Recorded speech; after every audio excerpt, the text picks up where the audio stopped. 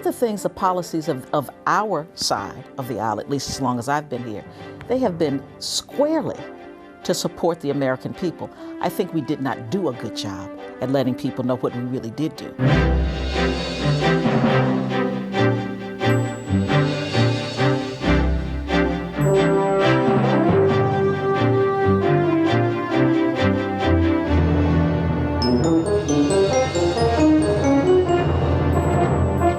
Hello, I'm Bonnie Urbay. Welcome to the Contrary.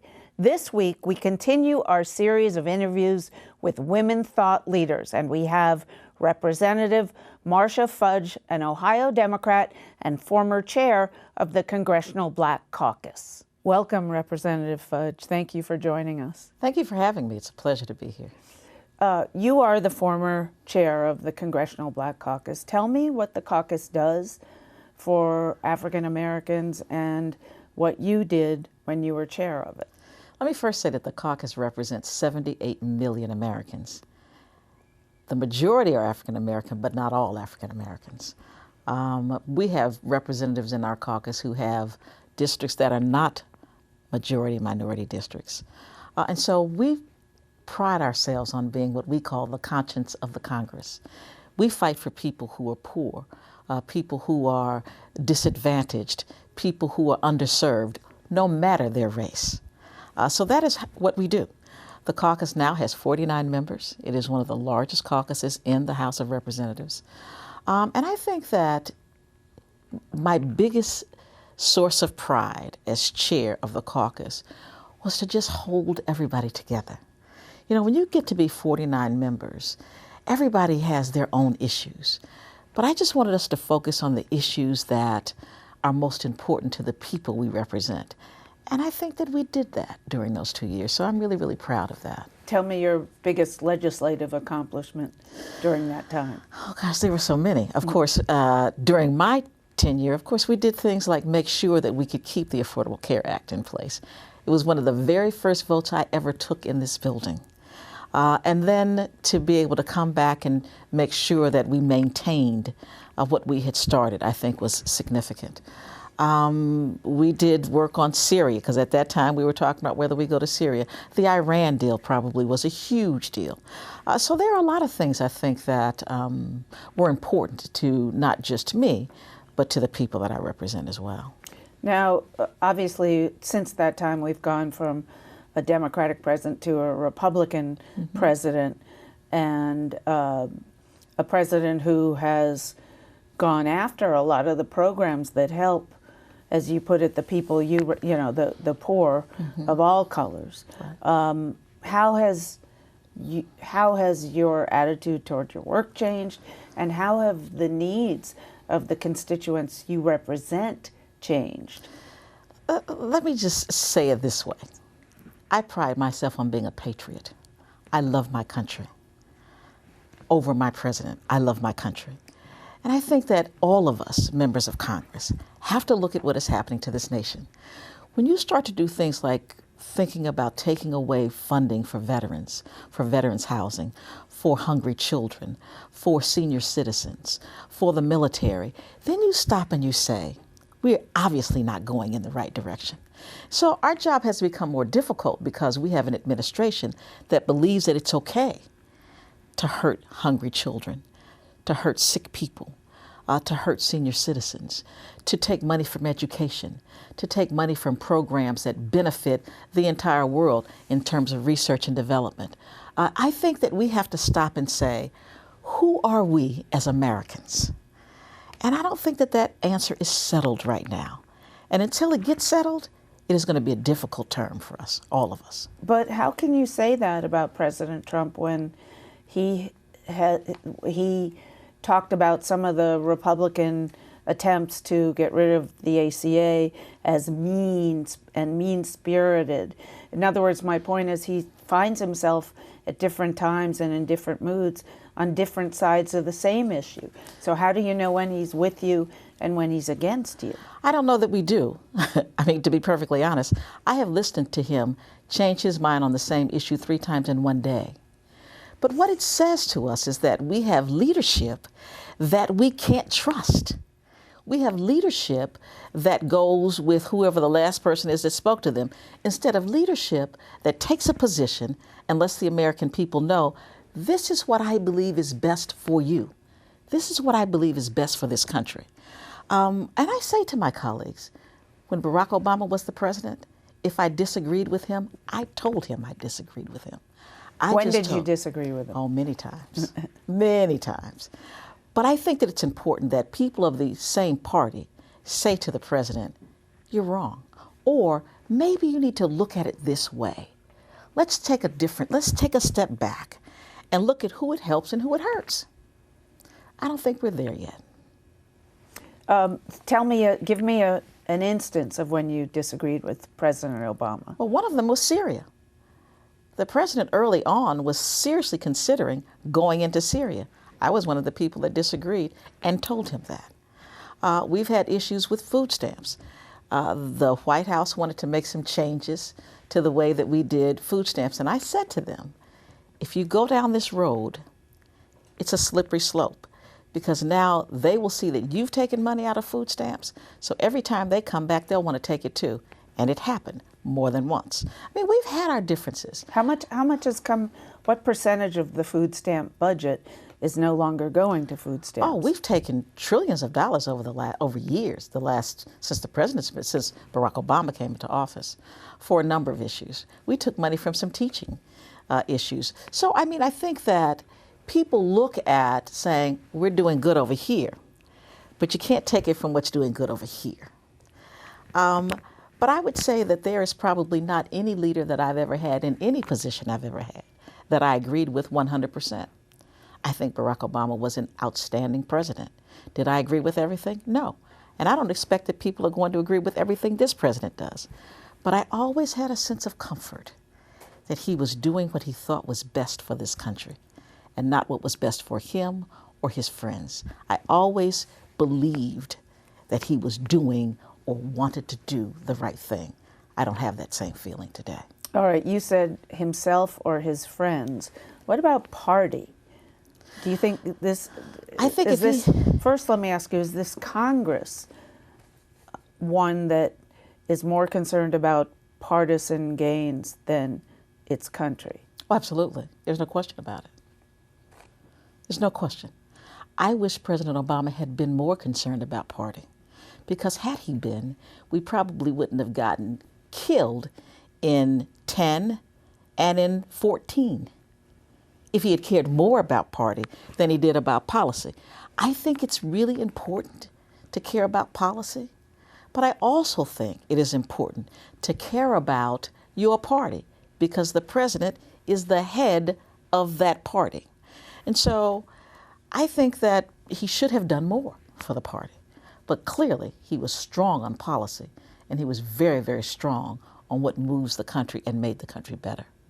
So he should have been more partisan, you're saying, than he was. Oh, absolutely. Even though while he was president and Nancy Pelosi was speaker, the Affordable Care Act was passed on a completely partisan line vote. In other words, not one Republican voted for it and not one Democrat voted against it. Well, let me tell you why that was.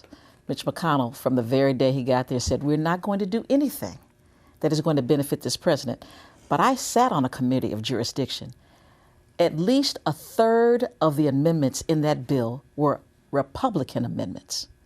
It wasn't as though we did not go through regular order, hundreds and hundreds of hours of hearings, hundreds and hundreds of hours of just going home and talking about it, including myself. They were involved. They just didn't want to vote for it. It's not that they didn't put things in the bill. They put a lot of things in the bill. They just decided as a party, we're going to try to put egg on the face of this president. It wasn't because it wasn't good. That was a strictly partisan act on their part, not ours. Do you see the President Trump's election and the rise of nationalist forces, which really haven't been heard from much in the last 50, 60 years as any kind of force with any power on the American right, as a reaction against the two-term election of President Obama? Oh, no question about it. I think that that was the determining factor in this election. You see, one of the things that I have found in my life and in my career is that hate needs a focus. We have had a lot of people who were full of hate and anger for a long time and never knew who they hated or who they were angry at. And so what Trump and others have done is made Barack Obama the focus of their hate and the focus of their anger. And so he ran the most divisive campaign probably since Barry Goldwater. He did it knowing that there was a rise in tension and a rise in racial tension in this country, and he played on it very, very well. The first thing is he talks about immigrants sending us their rapists and their murderers, but he made President Barack Obama the focus of it all. And so everything that was bad in this country, Obama did it. He's doing it today. This whole issue right now about this veteran that was killed, LaDavid, he started out, if you remember, the first thing he said is, Barack Obama didn't call all of the families of fallen soldiers. I have. Everything is Barack Obama.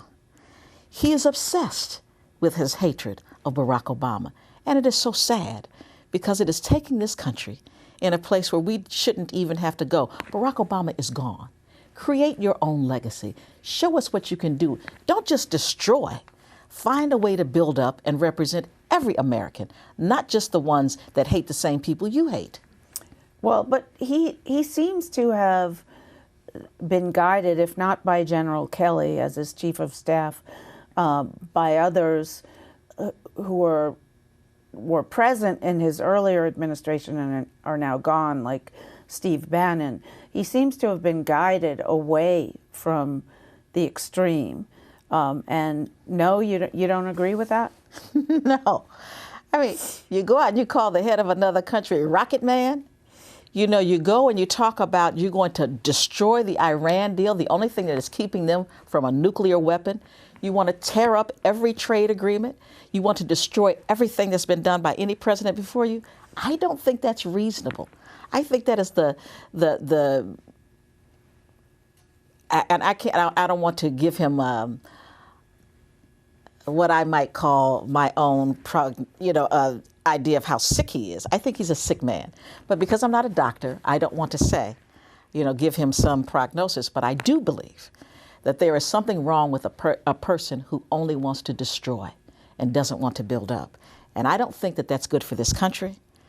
I have been fortunate to travel outside of this country, and other countries are afraid because they think we have a person who is not rational and one who they cannot trust. And what does that say about the greatest nation in the world when you have other nations? Do you think our reputation is crumbling? There is no question but that it is. How? Well, first off, if you even look at things like, look at his speech when he goes to the UN. Most nations there do not believe if we get into a war or a war of any sort that the United States will protect them. They believe we have become isolationist. They believe that we do not care about other countries. And that is something that not only do I think that, John McCain has said it, President Bush has said it, Barack Obama has said it, nation leaders have said it, and world leaders have said it. So it's not just my thinking. They believe that we have become only America, not America first, but only America. We have a standing in the world. If we want to be the leaders of the world, there is responsibility that comes with it. And we need to take the responsibility if we want to continue to lead. And if we don't, then fine. What role do you think Democrats played in getting President Trump elected? In other words, I recall when Speaker Pelosi was Speaker, she's now Majority Leader, she pushed the ACA, the Affordable Care Act, as I mentioned earlier. She pushed financial reform for consumers. She pushed one or two other major pieces of legislation. I guess it was part of the TARP or the federal bailout after the economic collapse of 2008, 2009. She pushed a number of major pieces of legislation without much Republican support. Did that trigger the backlash that created an opening for somebody like Donald Trump to become president? Absolutely not. Most Americans don't know what we do. They have no idea what we pass and don't pass. What they know is what they feel. Their perceptions become their realities. I think Democrats probably did not explain enough what we did. TARP was something that was done at the request of George Bush. The Democratic Party saved the nation by supporting TARP when his own people wouldn't. The Affordable Care Act now has put 20 million more Americans into health insurance. That can't be a bad thing. When you look at the things, the policies of our side of the aisle, at least as long as I've been here, they have been squarely to support the American people. I think we did not do a good job at letting people know what we really did do. It's easy when you're the opposition party to just say no, no, no. No doesn't require an explanation. Action requires an explanation, and I think we didn't do a good job of explaining it to people. So you think all the Democrats have to do to clean up the succession now of losses is to change their message as opposed to changing position on policy? No, and I clearly didn't say that. I said to you that we didn't do a good job of telling people what we've done. A lot needs to happen today. I think as much as the hate for Barack Obama was hate for women in the last election, misogyny played a huge part. I think the other thing that happened is you look at a president who got less than about 40% of the entire populace of the United States. That's not a mandate by any stretch of the imagination. I think that once we start to talk to people about the fact that we understand what their fears are, when we start to listen to people, tell us why they didn't vote our way instead of trying to tell them why. I think once they realize that we are truly a party that is a party of the people, that we want to do better, that we want for them to understand what we do, and we clearly care about what they think. I know people who voted for Donald Trump, and I understand why some of them did. I don't hate them.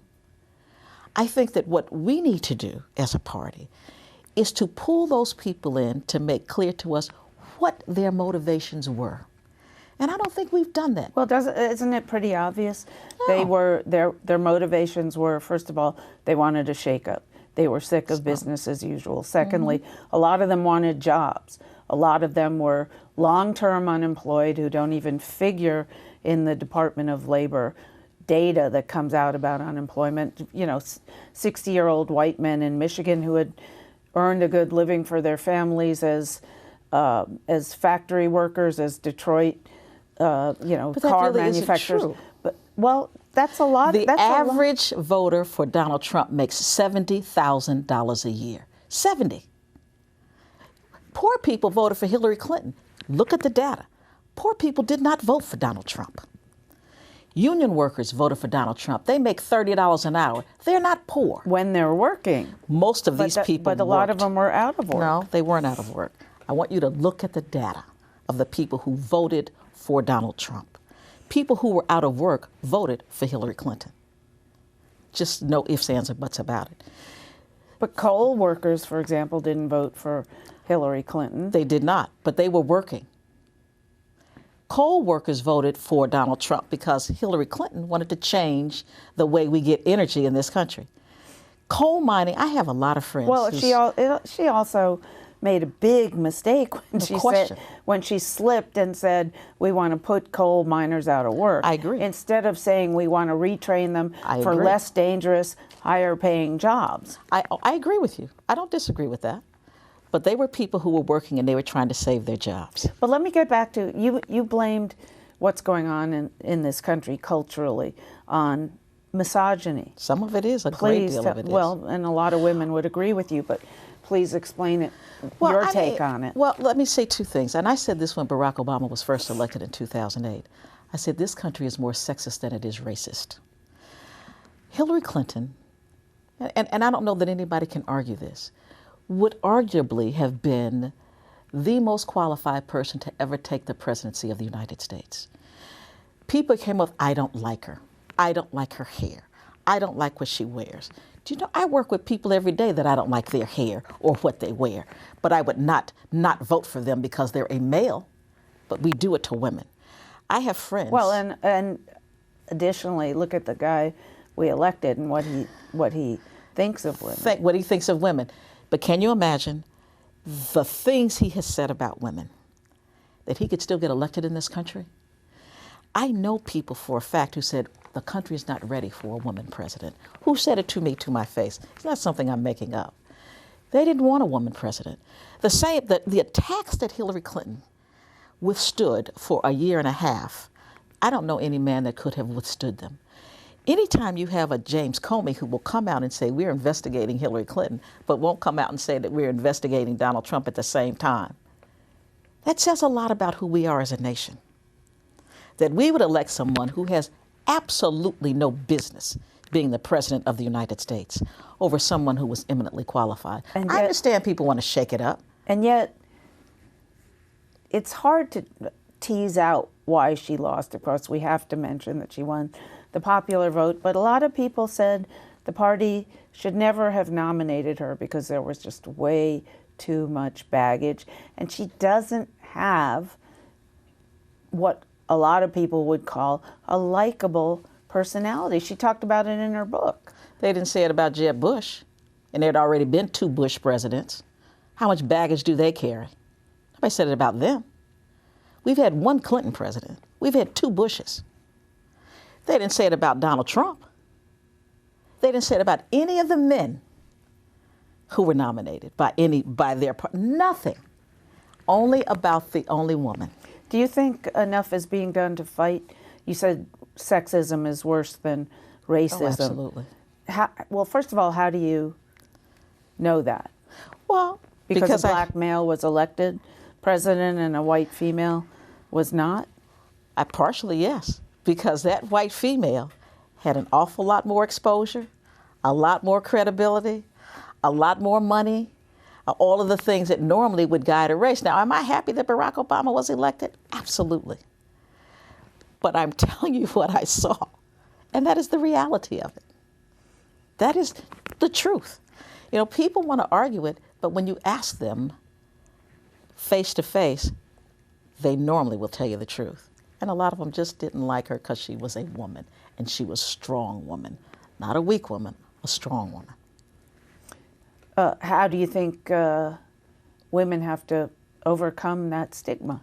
Well, I think the first thing women have to do is support other women. That's a big part of it. 59% of white women voted for Donald Trump after he talked about grabbing their genitalia, after he talked about them as if they were just pieces of, or books on a table. I mean, it's like chattel. You know, I can't get to that. I just can't do that. But black women, on the other hand, saw what was going on. We voted almost 90% for a woman. So we have to start to support each other. We have to start to feel good about who we are as women. But there are a lot of women, Republicans, raised in Republican homes, and I saw an interesting survey recently.